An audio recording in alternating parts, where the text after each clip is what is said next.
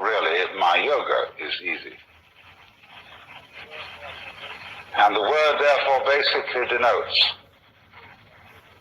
the state that would be the opposite of what our psychologists call alienation,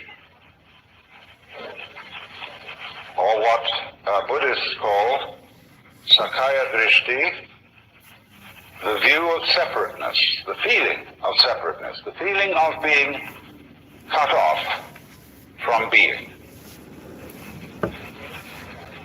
And most civilized people do in fact feel that way, because they have a kind of myopic attention focused on their own boundaries and what is inside those boundaries, and they identify themselves with the inside and don't realize that you cannot have an inside without an outside.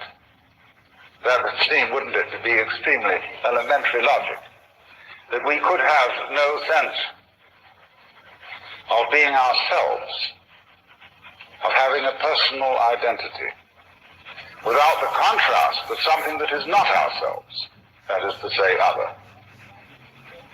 But the fact that we don't realize that self and other go together is the root of an enormous and terrifying anxiety. Because what will happen when the inside disappears? What will happen when the so-called I comes to an end, as it seems to? Of course, if it didn't, I mean, if things did not keep moving and changing, appearing and dissolving, the universe would be a colossal bore. And therefore, you are only aware that things are all right for the moment. I mean, I hope most of the people in this gathering have a sort of genial sense inside them that for the time being, things are going on more or less okay. Some of you may be very miserable. And then your problem may be just a little different, but it's essentially the same one. But you must realize that that sense of life being fairly all right is inconceivable and unfeelable unless there is way in the back of your mind the glimmer of a possibility that something absolutely unspeakably awful might happen. Doesn't have to happen. Of course, you'll die one day.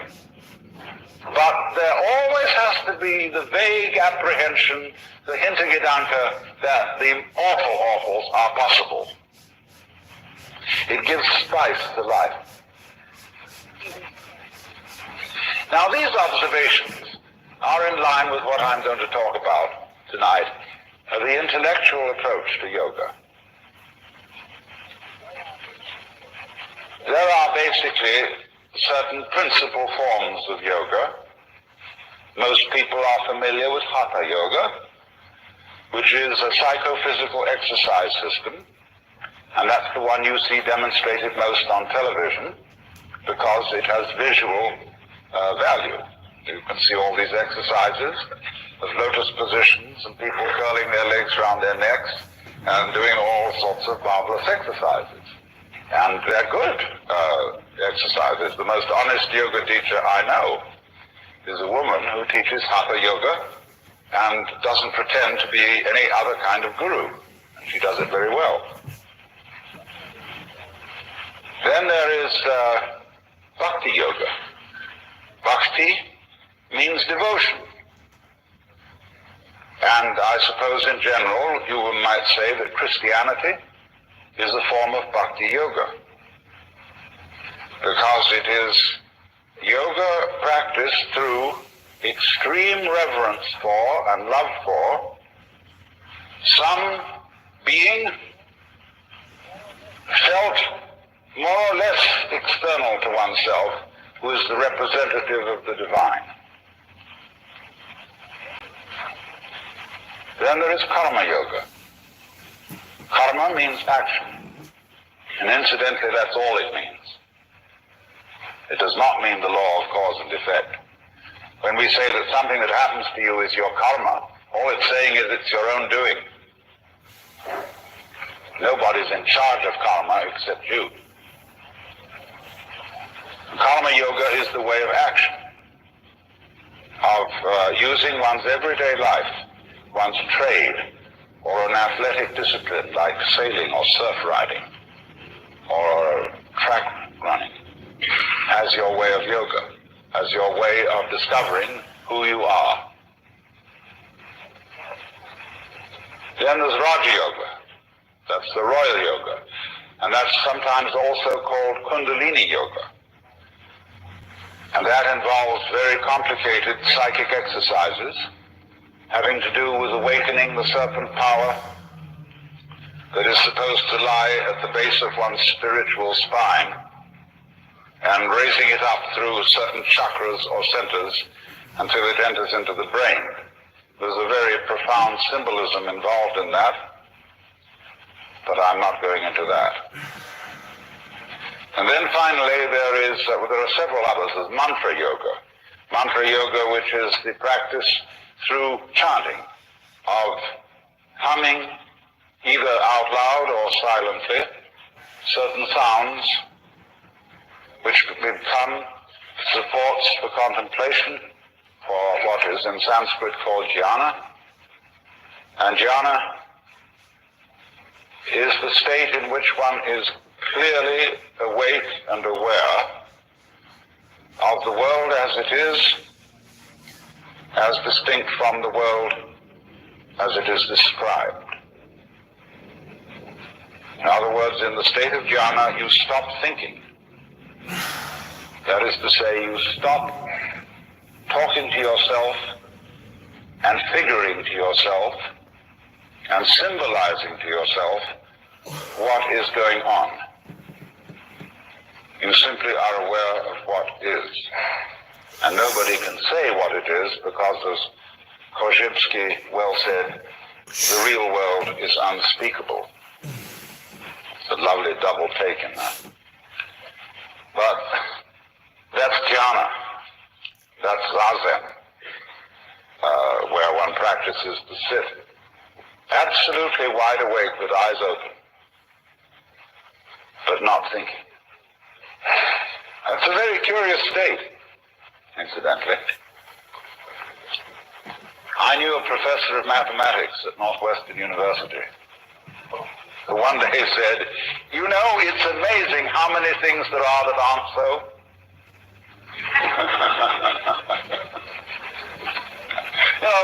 He was talking about old wives' tales and scientific superstitions and so on. But when you practice jhana, you're amazed how many things there are that aren't so. Because when you stop talking to yourself and you are simply aware of what is, that is to say, of what you feel, what you sense, even that saying too much, you suddenly find that the past and the future have completely disappeared. So also have disappeared the so-called differentiation between the knower and the known, the subject and the object, the feeler and the feeling, the thinker and the thought. They just aren't there because you have to talk to yourself to maintain those things. They're purely conceptual. They're ideas. They're phantoms, ghosts. So when you allow thinking to stop, all that goes away. And you find you're in an eternal here and now. And there's nowhere you're supposed to be. There's nothing you're supposed to do. There's nowhere you're supposed to go, because in order to think you're supposed to do something, you have to think. And so it's incredibly important to unthink at least once a day, for the very preservation of the intellectual life. Therapy, for me, came at a time that was really pivotal. Becoming a new father, I needed more support. I have an extensive collection of regulatory tools up my sleeve. Meditation, breath work, yoga. Tools? What is this, the Federal Reserve? God damn, you better help. I do not want a therapist. Stop targeting me with your childish hypnosis. We stop that temporarily and get our mind clear of thoughts. We become, as Jesus said, again as children and get a direct view of the world, which is very useful once you're an adult. Not much you can do with it when you're a baby, because everybody pushes you around. And they pick you up and sit you there, they sit you there. And you can't do much except practice contemplation. Only you can't tell anyone what it's like. But when, as an adult, you can recapture the baby's point of view, you will know what all child psychologists have always wanted to know, how it is that a baby feels. And the baby, according to Freud at least, has the oceanic experience. That is to say, a feeling of complete inseparability from what's going on. The baby is unable to distinguish between the universe and his or her action upon the universe. And most of us, if we got into that state of consciousness, might be inclined to feel extremely frightened.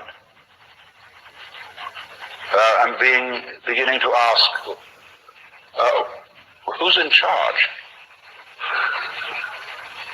I mean, who controls what happens next?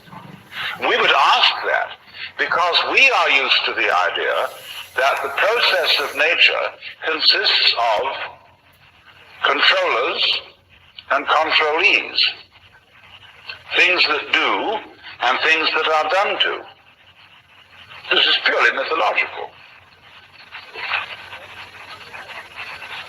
So many spiritual teachers and gurus will look at their disciples and say, I am God.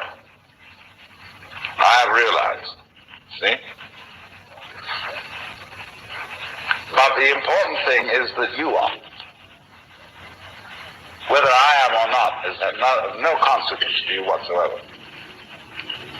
I could get up and say, I have realized. I put on a turban and yellow robe and whatever, and say, come and have darshan. I'm Guru. You need the grace of Guru in order to realize, and so on, and let it be a wonderful hoax. Be like picking your pockets and selling you your own watch.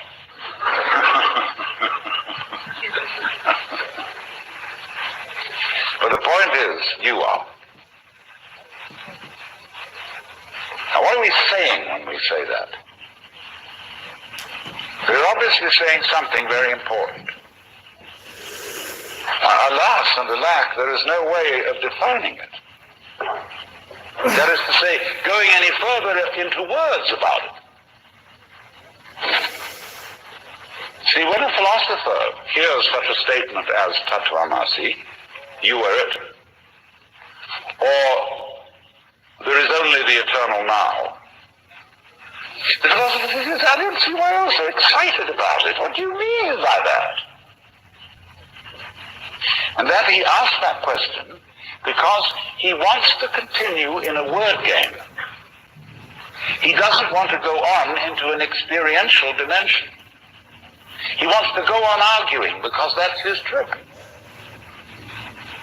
And all these great mystical statements mean nothing whatsoever. They're ultimate statements. Just as, the trees and the clouds and the mountains and the stars have no meaning because they're not words. Words have meaning because they're symbols, because they point to something other than themselves. But the stars, like music, only bad music has any meaning. Classical music never has a meaning. And to understand it, you must simply listen to it and observe its beautiful patterns. Go into its complexity. So, when your mind, that is to say your verbal systems, get to the end of their tether, that is to say, when they arrive at the meaningless statement, Here is the critical point. And the method of jnana yoga is to exercise one's intellect to its limits, so that you get to the point where you have no further questions to ask. You can do this in philosophy study if you've got the right kind of teacher who shows you that all philosophical opinions whatsoever are false. Or at least, if not false, extremely partial. And so you feel a kind of intellectual vertigo, which is called in a Zen Buddhist poem, above not a tile to cover the head, below not an inch of ground to stand on. Well, where are you then?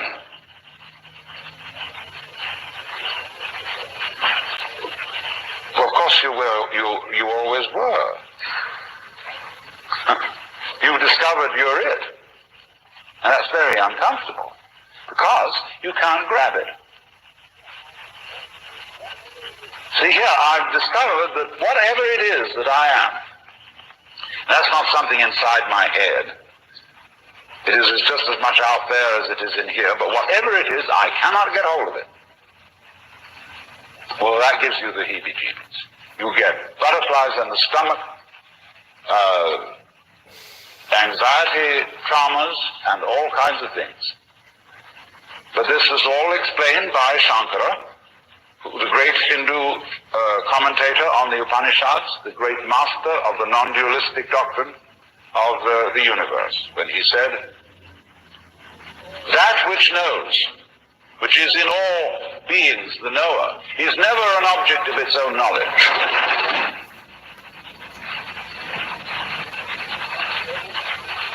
So therefore, to everyone who is in quest of the supreme kick, the great experience, the vision of God, whatever you want to call it, liberation. When you think that you're not it, any old guru can sell you on a method to find it. And that may not be a bad thing for him to do.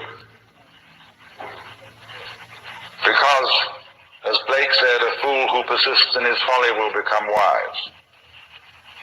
And a clever guru is a person who leads you on.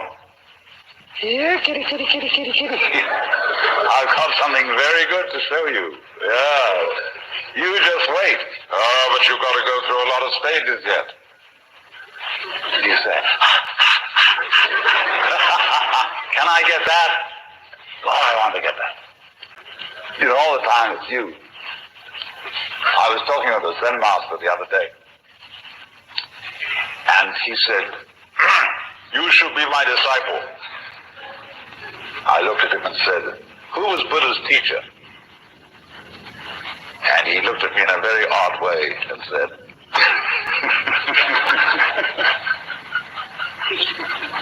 so he burst into laughter and he gave me a piece of clover.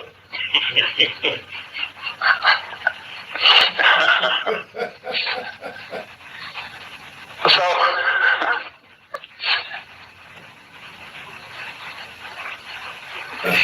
you see, so long as you can be persuaded that there's something more that you ought to be than you are, you've divided yourself from reality, from the universe, from God, or whatever you want to call that, the Tat and Tat Brahmasi. And you will find constantly, if you are interested in anything like this, in psychoanalysis, in Gestalt therapy, in sensitivity training, in any kind of yoga or what have you, that there will be that funny sensation of what I'll call spiritual greed that can be aroused by somebody indicating to you,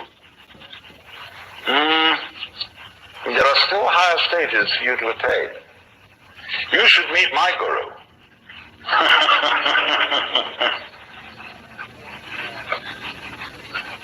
So you might say then now, to be truly realized, you have to get to the point where you're not seeking anymore.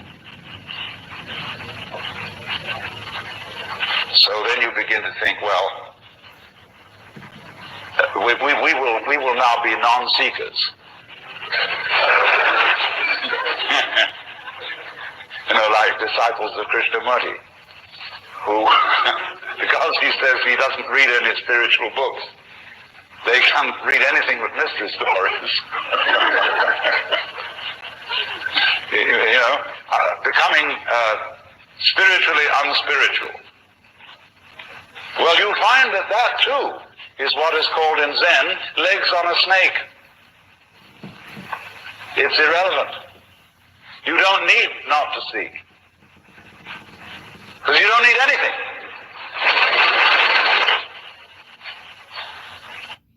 Safely removes pore gunk.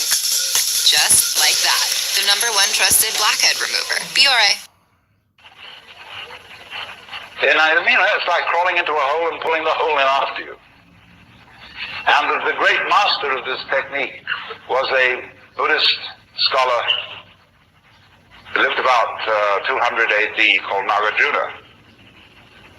He invented a whole dialectic. He had a whole school called Madhyamika, where the, as it were, leader of the students would simply destroy all their ideas.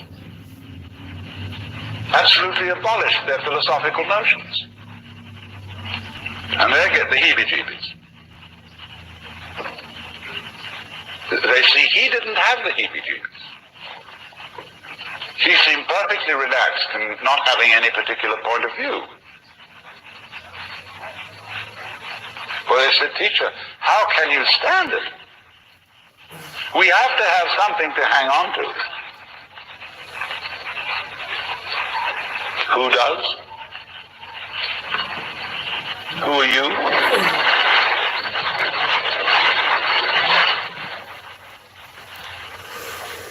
And eventually you discover, of course, that it's not necessary to hang on to anything. To rely on it. There's nothing to rely on, because you're it. It's like the universe. It's like asking the question, where is the universe? And by that I mean the whole universe.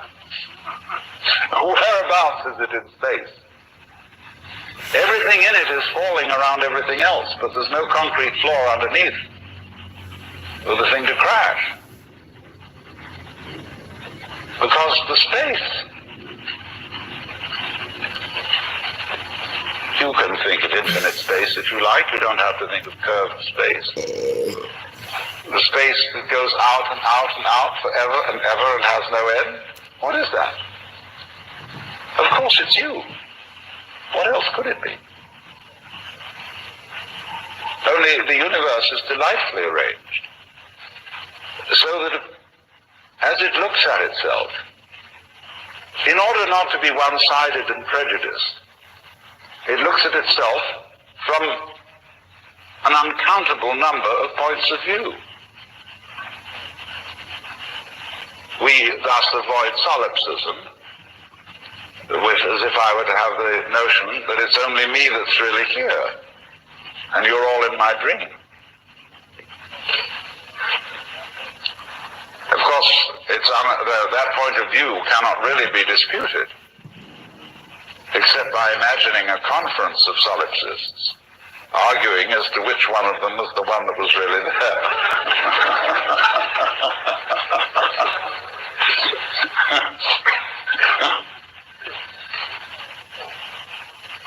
Now, you see, if you understand what I'm saying with your intelligence, and then take the next step and say, but I understood it now, but I didn't feel it. Then next I raise the question, why do you want to feel it? You say, I want something more, because that's again that spiritual greed. And you could only say that because you didn't understand it. There is nothing to pursue because you're it. And if you don't know that, you always were it. And if you don't know that, in other words, to put it in Christian terms or Jewish terms, if you don't know that you're God from the beginning, what happens is that you try to become God by force.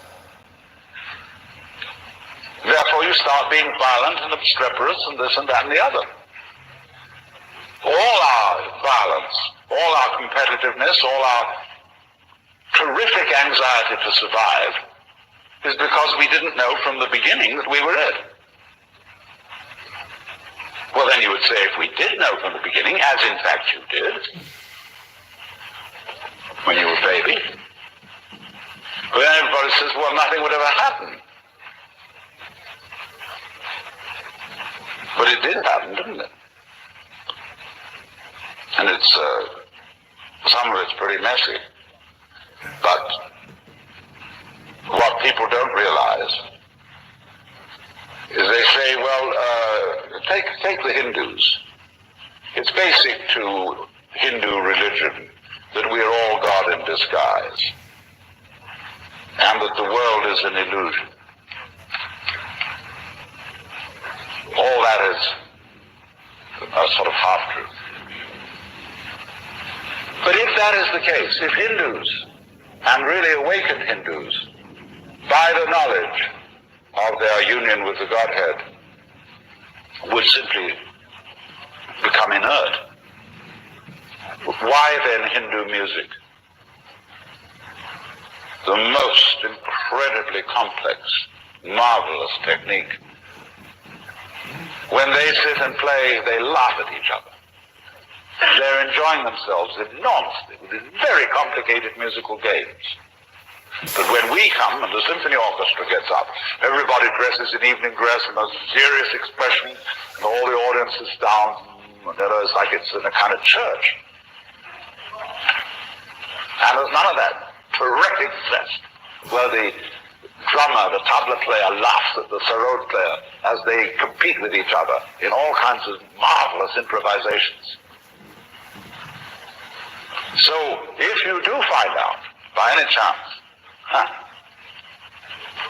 who you really are,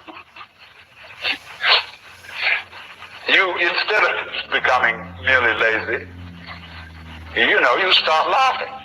And laughing leads to dancing. And dancing needs music. And we can play with each other for a change.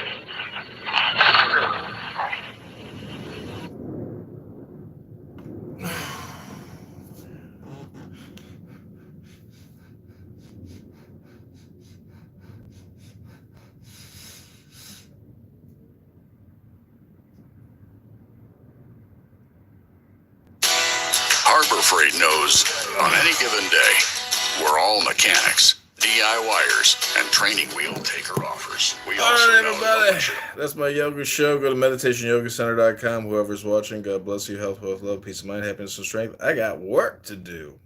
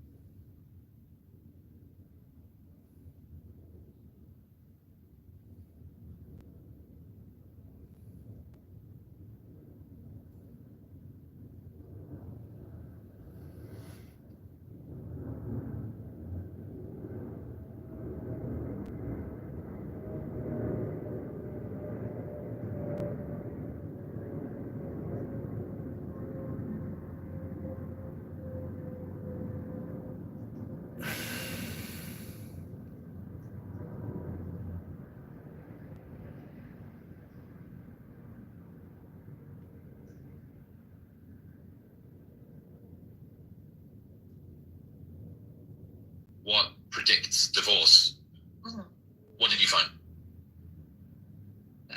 have to give credit where credit's due, but the most long-standing research into marriage and relationships was by the Gottman Institution, and they did the most scientific and objective analysis of relationships, and they studied 10,000 couples in a lab over a couple of days, and they were able to predict with 80% accuracy which couples would stay together and which ones would get divorced within a year. And it was so simple what they were able to find, and it was simple thing as responding to each other's bids for connection. What I mean by this is when we have a partnership where one person comes home and expresses an emotion, the other one picks up on it, that partnership has the base levels to last a really long time. So